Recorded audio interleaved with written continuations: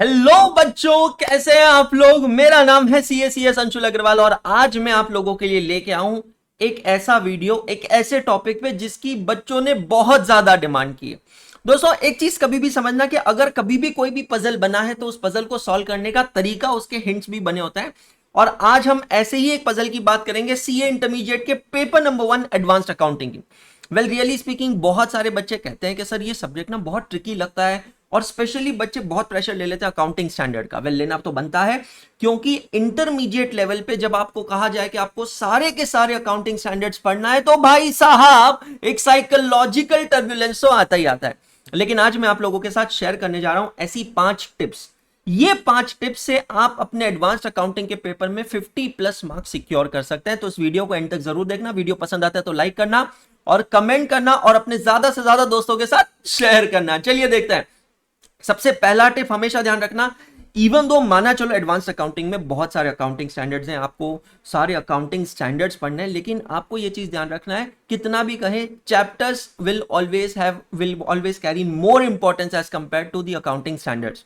हमारे पूरे सिलेबस में टोटल 7 चैप्टर्स हमको पढ़ने हैं, starting from cash flow statement, amalgamation, internal reconstruction, buyback of securities, financial statements of company, branch accounting and consolidated financial statements. You know the beauty of the paper is, आपको पता है कि हर एक chapter पे निश्चित है क्वेश्चन आना ही आना है। But you cannot give this statement for accounting standards. Counting wise there are total 27 accounting standards that we have to study. और ये बात मान के चलो, लिखवा लो मुझसे, एक सेपरेटली वीडियो भी मैं लेकर आ जाऊंगा उसके ऊपर कि इंस्टीट्यूट ने हर एक अकाउंटिंग स्टैंडर्ड पे हर एक एग्जाम में क्वेश्चन नहीं पूछना है, पूछ ही नहीं सकता है। मैंने एक डिटेल एनालिसिस किया है accounting standard wise, attempt wise कि किस अटेम्प्ट में किन किन स्टैंडर्ड्स को कवर किया गया है। लेकिन अभी के लिए मैं आपको ये बता दूं कि institute can not ask every question on every single accounting standard. तो बच्चा एक जो सबसे बड़ी गलती करता है ना, कि बच्चा अकाउंटिंग स्टैंडर्ड को ओवर प्रायोरिटाइज कर जाता है और वहां पे डर जाता है। जबकि मुझे लगता है कि आपको सबसे पहले, चाहे आप फर्स्ट टाइम स्टडी करें या आप रिवीजन करें या फिर आप आने वाले एग्जामिनेशन की तैयारी करें, your revision should first start with the chapters. एक बार ये टारगेट बना लो कि ये 7 चैप्टर्स मेरे कंट्रोल में आ जाएंगे, तो ये 7 चैप्टर्स आपको मान के चलिए aggregate it will give you 75 to 80 marks and that's a very big score. मैं तो आपको वीडियो में सिर्फ 50 मार्क का वादा कर रहा हूं, लेकिन 75 to 80 मार्क। मैं यहां पे किसी से ये नहीं कह रहा हूं कि अकाउंटिंग स्टैंडर्ड्स मत करके जाओ, मैं सिर्फ फर्स्ट प्रायोरिटी और सेकंड प्रायोरिटी की बात कर रहा हूं। टिप नंबर 2 है avoid auditing approach for revisions. Solving question is the key to success. Advanced accounting is a practical paper and especially if I talk about the topics, तो जब आप चैप्टर के क्वेश्चन सॉल्व करते हैं, examination में solve करने पड़ते हैं, और अगर आपने उसकी सॉल्व कर कर प्रैक्टिस नहीं की तो आपको एग्जामिनेशन में क्लिक नहीं होगा मुझे शुरुआत कहां से करनी है, यू एब्सोल्युटली गो ब्लैंक। ऐसा मत करना। जब भी आप एडवांस्ड अकाउंटिंग की रिविजन्स करेंगे, you should always solve the questions, और ये आपको ध्यान रखना है till the date of your exam. तो जब आपकी एग्जाम होने वाली है, एग्जामिनेशन के दिन सुबह भी ये इंश्योर करें कि आप कम से कम एक एक क्वेश्चन हर एक चैप्टर का सॉल्व करें, ताकि आपके दिमाग को आदत रहे कि अच्छा अगर ऐसा क्वेश्चन आया है तो where to start. The most important thing is where to start, because एक बार वो स्टार्ट आपको मिल गया ना तो फिर आप आगे का फ्लो निकाल लेंगे, लग जाएगा। Third is be analytical and be a step ahead. Now you know, as I said कि अगर दुनिया में कोई भी पजल बना है तो उस पजल को क्रैक करने का तरीका बना है। एडवांस्ड अकाउंटिंग के पेपर का अगर आप एनालिसिस करेंगे तो आपको एक ब्रॉड एनालिसिस दे दूं, क्योंकि बहुत शॉर्ट वीडियो में रखना चाहता हूं। ब्रॉडली क्वेश्चन नंबर 1 जो है वो अकाउंटिंग स्टैंडर्ड्स पे होता है। Question number 2 either there is a question on internal reconstruction और financial statements of company. Question number 3 में कैश फ्लो का क्वेश्चन होता है और उसके साथ में एक अकाउंटिंग स्टैंडर्ड का क्वेश्चन देते हैं। तो 3A 3B चेंज होता रहता है। 7 मार्क का cash flow, 7 mark accounting standard. Question number 4 is a 14 mark question on amalgamation. Question number 5 14 marks consolidated financial statement. कभी कभी 2 क्वेश्चन आते हैं, कभी कभी एक पूरा फुल फ्लेज क्वेश्चन आता है। क्वेश्चन नंबर 6 के अंदर ब्रांच अकाउंटिंग आएगा, ये निश्चित है, ये मान के चलो 6 मार्क का क्वेश्चन ब्रांच अकाउंटिंग पे निश्चित है।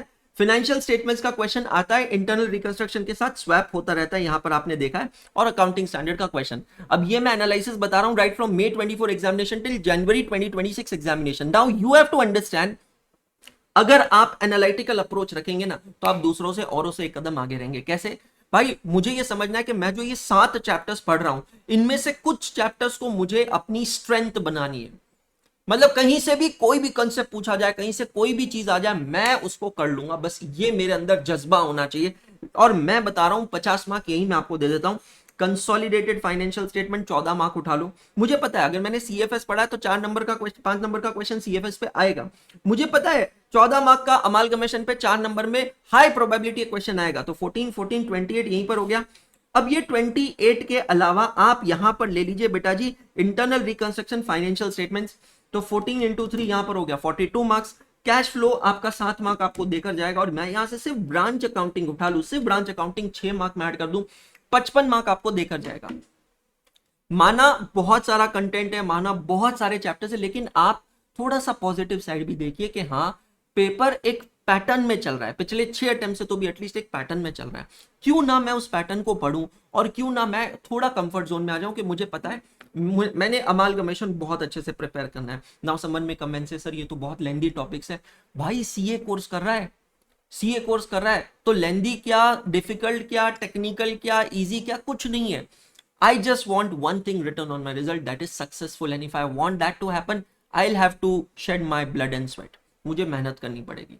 तो क्यों ना मैं अमालगमेशन ऐसा करूं कि कहीं से कोई भी क्वेश्चन आ जाए, 14 मार्क में से मुझे पता है कि 12 मार्क 10 मार्क तो मुझे लेना ही लेना है, स्टेप वाइज मार्किंग का पूरा एडवांटेज लेना है। और मुझे ये कंफर्ट है, मुझे पता है कि मोस्ट प्रोबेबिलिटी ये क्वेश्चन 4 नंबर के क्वेश्चन में आने वाला है। कंसोलिडेशन का 5 नंबर में आएगा, कैश फ्लो का यहाँ पर आएगा, तो मैं कर लूंगा, मैं उसको डील कर लूंगा, मैं उसको देख लूंगा। तो ये एनालिटिकल अप्रोच रखना बहुत ज्यादा जरूरी है। चौथा, रीडिंग टाइम जो है ना ये रियल गेम चेंजर होता है। पेपर 2 से 5 का है, 1:45 PM आपको पेपर मिल जाता है, 15 मिनट्स का रीडिंग टाइम मिलता है। ट्रस्ट मी ये 15 मिनट्स में आप अपने पूरे पेपर को 2 बार आराम से पढ़ सकते हो। लेकिन यहां पर मैं एक टिप शेयर करता हूं, ये 15 मिनट्स में जब आप पेपर पढ़ेंगे, आप पेपर पे कुछ लिख नहीं सकते हैं, बट एकदम हल्के से पेंसिल से ना उसके पास में ABC क्लासिफिकेशन जरूर लिखें। I mean after you read a question पढ़ने के बाद अगर आपको लगता है कि हाँ ये क्वेश्चन मुझे आता है, मैं कर लूंगा, एकदम फुल ऑन कॉन्फिडेंस है, 10 on 10 या 9 on 10, तो आप उसके पास में लिखेंगे A। ठीक है, किसी क्वेश्चन को पढ़ के लग रहा है कि नहीं यार ये तो मुझे बिल्कुल नहीं आ रहा है, थोड़ा सा रिकॉल हो रहा है, लाइक 20-30% भी अगर रिकॉल हो रहा है और बाकी का रिकॉल नहीं हो रहा है, तो आप उसको लिखेंगे C। और अगर 50-50 60-40 वाली सिचुएशन है तो आप लिखेंगे B। तो ये क्लासिफिकेशन ना आपको पेपर की पेनिट्रेशन स्ट्रेटेजी बताएगा कि मुझे कहां से स्टार्ट करना है। Because my dear friends always remember, first impression is the best impression, certainly for the valuer but it's more important for you. Because काफी बार मैंने देखा है ना, बच्चा गलत चॉइस करता है, गलत क्वेश्चन से स्टार्ट करता है, and up wasting lot of time and not completing that question, और फिर कॉन्फिडेंस चला जाता है कि नहीं यार मेरा अटेम्प्ट नहीं निकलने वाला है, मुझे सर्टनली दोबारा आना पड़ेगा। तो ये गलती मत करना, ये गलती बिल्कुल भी मत करना। तो ABC क्लासिफिकेशन करना पहले 15 मिनट के अंदर, ये ABC क्लासिफिकेशन के बेसिस पे you start your paper with that question which has maximum A's and then B's and the least C's। और लास्ट है, never start your paper from MCQs। ये तो मेरे तरफ से टिप ले लीजिएगा, एडवांस्ड अकाउंटिंग के पेपर में अगर MCQ से पेपर चालू करो, सोचे समझे सुसाइड मिशन पे जा रहे हो। एक डेटा अपने दिमाग में ले लो, हमारे पास 180 मिनट्स है 100 मार्क के पेपर के लिए। इसका मतलब है 1 मार्क के पेपर के लिए मेरे को 1.8 मिनट्स मिलते हैं। ये मेरा स्टैंडर्ड टाइम मेरे पास अवेलेबल है, मैं इसमें से रीडिंग टाइम ये वो कुछ अलग नहीं कर रहा हूं। ठीक है, अब पार्ट 1 आपका MCQ है, पार्ट 2 डिस्क्रिप्टिव है। मैं एक सिंपल फंडा बता देता हूं, कोई कैलकुलेशन नहीं। You should start your paper always with part number 2 descriptive part. MCQ से चालू ही मत करो। 2 घंटे का एक टाइमर लगा दो दिमाग में कि 2 बजे या 2 बजे मैं पेपर चालू कर रहा हूं, 4 बजे तक मुझे डिस्क्रिप्टिव पार्ट खत्म करना है। 4 बजे एक बार असेसमेंट करो, 4 से 4:15 आप अफोर्ड कर सकते हो, 4:15 के बाद पार्ट 2 बंद कर देना, फिर पार्ट 1 पे शिफ्ट हो जाना। बहुत सारे बच्चे जो MCQ से चालू करते हैं वो ट्रैप में फंस जाते हैं। MCQs in advanced accounting is a trap, बिल्कुल सीधे नहीं होता है। At times it takes lot of time, होने को जल्दी भी हो जाए लेकिन नहीं होने को बहुत समय ले लेते हैं। और फिर बच्चा जब एंड अप करता है लाइक 1 घंटा हो गया, 1.25 घंटा हो गया, अब मेरा पूरा डिस्क्रिप्टिव पेपर बचा है, and how do I do.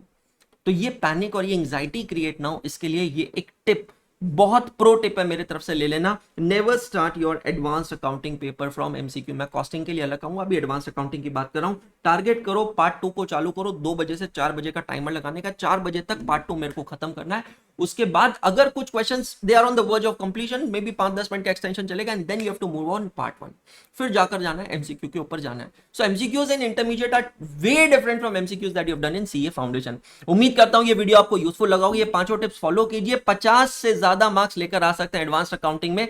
Strategically पढ़ेंगे तो बहुत आसान होगा, बिकॉज CA की एग्जाम जो होती है चेस की एग्जाम से बिल्कुल, चेस के गेम से बिल्कुल कम नहीं होती है। हर एक मूव बहुत ज्यादा इंपॉर्टेंट होता है। Wish you all the very best, good day.